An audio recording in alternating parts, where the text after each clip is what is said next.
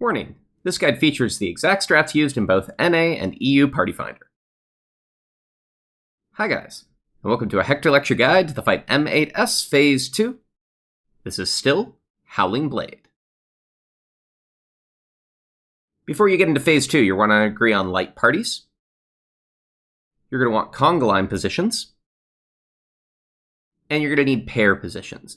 These are the most common pairs used in North American Party Finder, whereas these are the ones used in EU. In NA, this is sometimes referred to as caster southeast.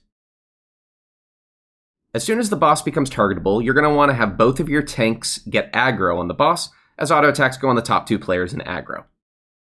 For this entire phase, we've got these 5 platforms here, and you can move between the platforms by teleporting. The teleport will snap you across instantly, and you get a 2-second debuff that means you can't teleport again for that amount of time. As soon as the fight begins, immediately break off into your light parties. Have Light Party 1 go left and Light Party 2 go right. The boss will cast Quake 3. This is a light party stack that hits quite hard. However, be aware if you are missing a player on a side for whatever reason, this is basically lethal. You'll need either tank LB or to sack to be able to manage it.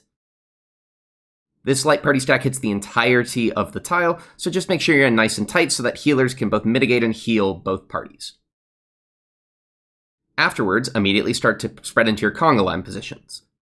The boss will cast Ultraviolent Ray, and will mark 5 players with these blue symbols. This is either all supports and 1 DPS, or all DPS and 1 support. We're also going to get these lasers that are going to cleave half of each platform. The way the blue symbols work is that we need 1 on each platform, as the boss will cleave the entirety of that platform. If there's 2 blue symbols on the same platform, everyone on that platform is going to die. To do this in a sensible way, if you've done the split that I've shown here with light parties, you will always have one side with 3 blue symbols and one side with 2 blue symbols. For the side with 3 blue symbols, northernmost player goes north, southernmost player goes south, middle player stays. For the side with 2 blue symbols, northernmost player goes north, southern player stays. Have your players go on to their respective platforms, and then be mindful of the lasers behind you that you don't get shot by them. Afterwards, have everybody go south except for the tanks, who are each going to be on their own southeast and southwest platform. Twin Bite is a very hard-hitting tank buster. Tanks need to make sure that they use multiple mitigations for this, and you want to make sure that your 40% is one of those mids. These once again will hit the entirety of the platform, so make sure everybody else is not on the platform with the tank. Afterwards, the tanks can join the party south. The boss will cast Hero's Blow. This will always be facing towards a party member, so since we're all stacked south, it's going to go south. And this is a side cleave from the boss, combined with either an in or out from lasers spinning around the boss. Currently, the boss is telegraphing a left cleave, as well as that the party needs to dodge in from the lasers. Here are the other possible telegraphs. Here the boss is showing a cleave on the other side, and because the lasers are pointing in, this signifies that the party needs to dodge out. I'm going to show you just a quick image of each of the 2 possible cleaves, and you'll see that the boss has a very different animation depending on which side they're cleaving. You're going to want to learn this carefully because it's going to be really important for later in the fight. Here we need to dodge the side cleave, and we need to dodge out. Respect the out, it's massive. Afterwards, immediately break off into your light parties, and immediately start to conga.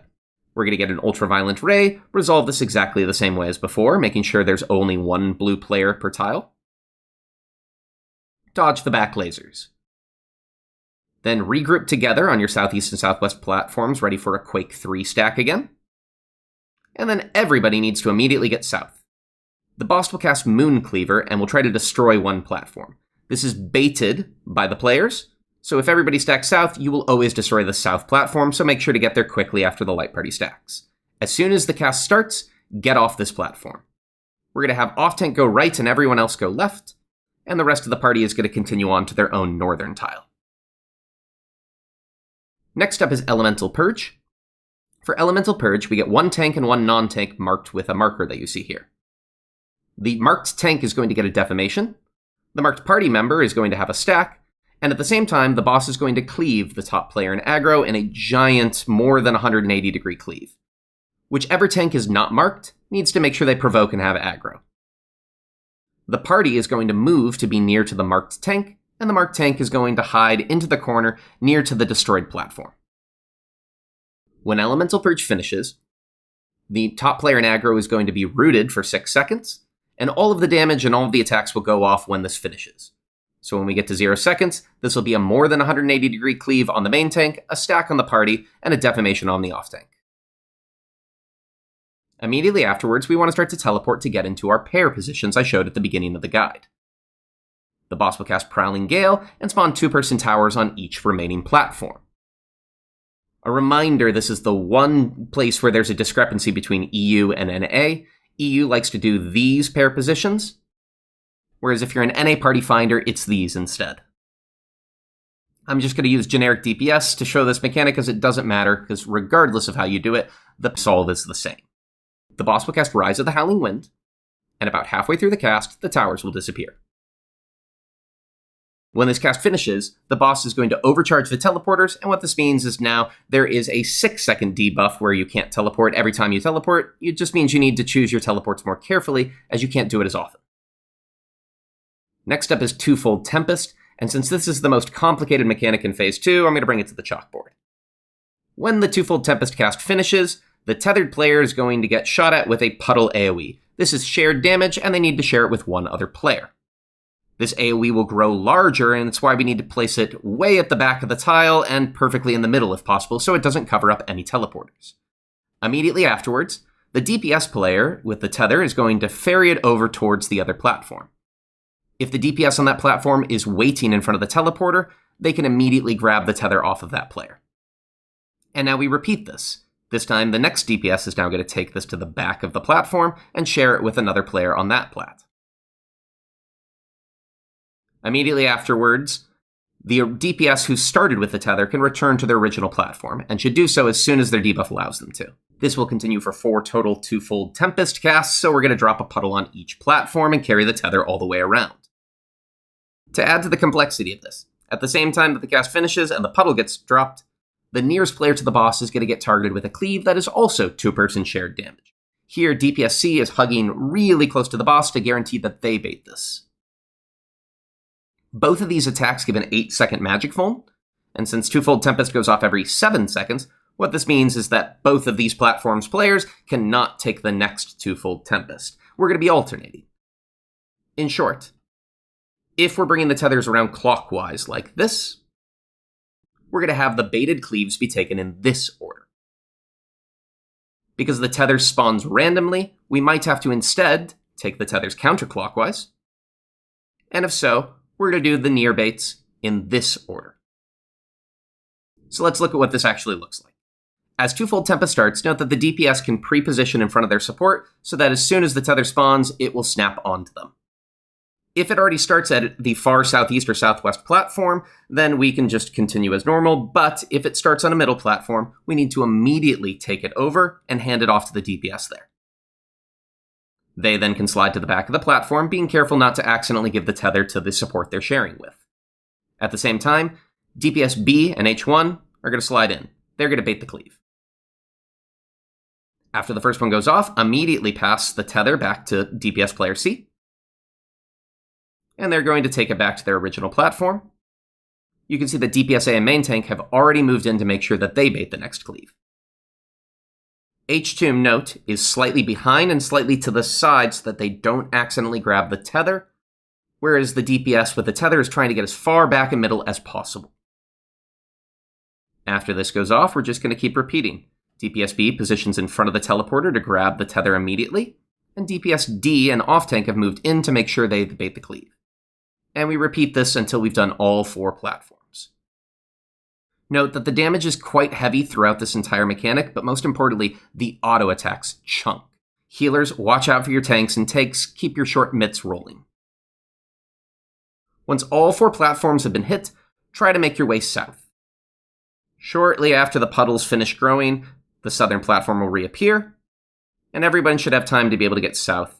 The boss will cast Bare Fangs, which is kind of a nonsense nothing cast. You can completely ignore this. And now we get Champion's Circuit. This is 5 telegraphed AoEs, always in the pattern you see here, and these are going to rotate either clockwise or counterclockwise onto each of the platforms. To make this a little bit simpler, note that this pattern that you see here is the exact pattern you will always get. The only things that can change are which AoE starts south with you, and whether or not it rotates clockwise or counterclockwise. It'll always be in the order in, out, in, donut sides, or reversed. Be aware that this is also linked to the boss's hitbox, so for instance, the AoE where you need to dodge to the sides is always where the boss is facing at that point in time. At the same time that you're doing these dodges, there's lasers on each platform cleaving one side, so with every AoE dodge, dodge a laser. Here the party dodges in, they see the laser, and they dodge to the left.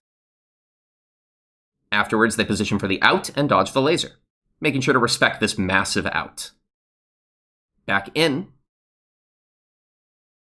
then dodging the donuts and the lasers. And finally to the sides. With sides, make sure to read the laser first. You will not have time to adjust if you go to the wrong side. When the entirety of this is finished, the teleporters will return to normal, and we need to immediately get onto our light party platforms. This is now just a repeat of mechanics from the beginning. You get a Quake 3 light party stack, you get an Ultraviolent Ray, and you get a Twin Bite Tank Buster. Tanks here need to pop their 40% MIT early if they want to make sure that it's back in time for the final bit of the fight.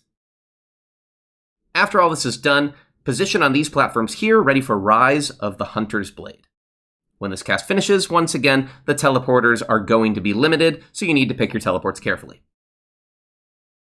We now get Lone Wolf's Lament, and players get some debuffs and some tethers. Pretty simple. Green tether players need to be very near to each other, blue tether players need to be far apart from each other. We're going to have to deal with both these tethers and later on some towers, so there's a method to our madness here. First, healers. Don't move. Stay on your platform, everyone else is going to resolve the tethers for you. Tanks. The blue tether player is going to move west, the green tether player is going to move east. DPS have it toughest. If you have a green tether, you're going to go towards the player you're tethered to one platform. If you have a blue tether, and you are tethered to the tank, stay where you are. If you have a blue tether and are tethered to the healer, you need to go away from them, so you're going to go one platform north.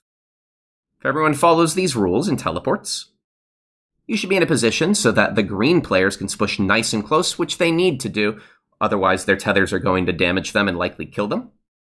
And the blue tethers can just stand middle of their platform, and this counts as stretched far enough. The boss will cast Prowling Gale, and now we get the towers.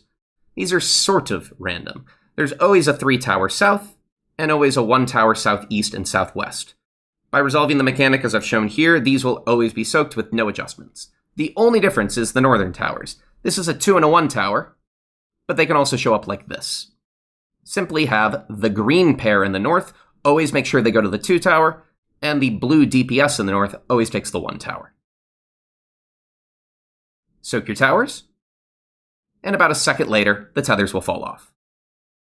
This is followed by a Hero's Blow. This is the exact same as before, just a side cleave and either an in or out. However, we won't be able to bait it south, so players are going to have to teleport to dodge it this time. You only get 1 teleport because the teleports are still limited, so you need to pick your teleport carefully.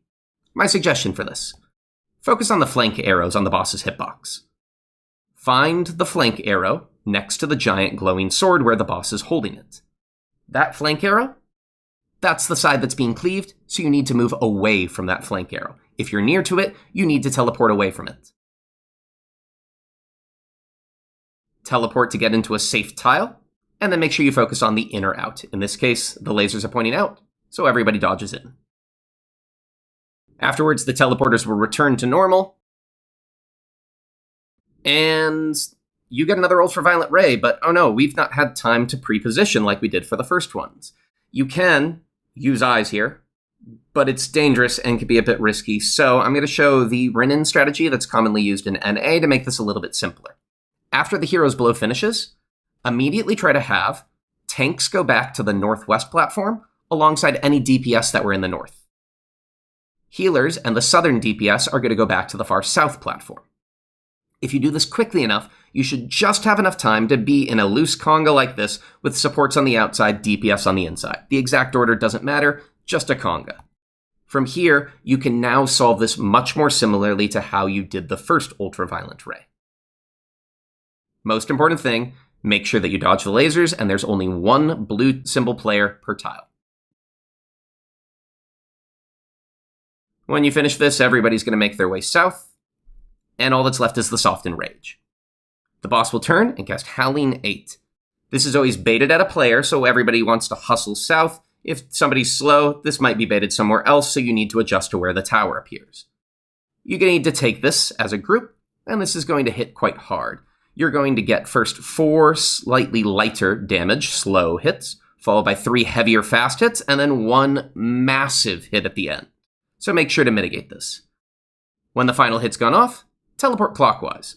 Boss will cast Mooncleaver, smash that tile into bits, and also give themselves a stacking damage up buff. Howling 8's going to repeat 4 more times, and every time it's going to hit harder.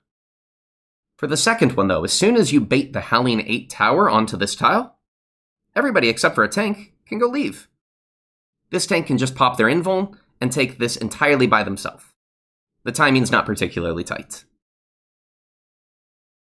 We're going to try to use tank invulns and mitigations as much as possible to be able to deal with this. So overall, here's the idea.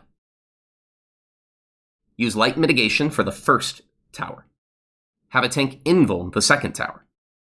Have your tank's kitchen sink, as in all mitigations that they have, and some healer help preferably, the third tower. Have your other tank invuln the fourth tower. And then finally, heavy mitigation, literally everything that you have left on the final tower. The timing is such that you can use 60-second mitigations like Reprisal on both the first and the fifth tower, and 30-second mitigations like your healer's short cooldown on the first, third, and fifth tower.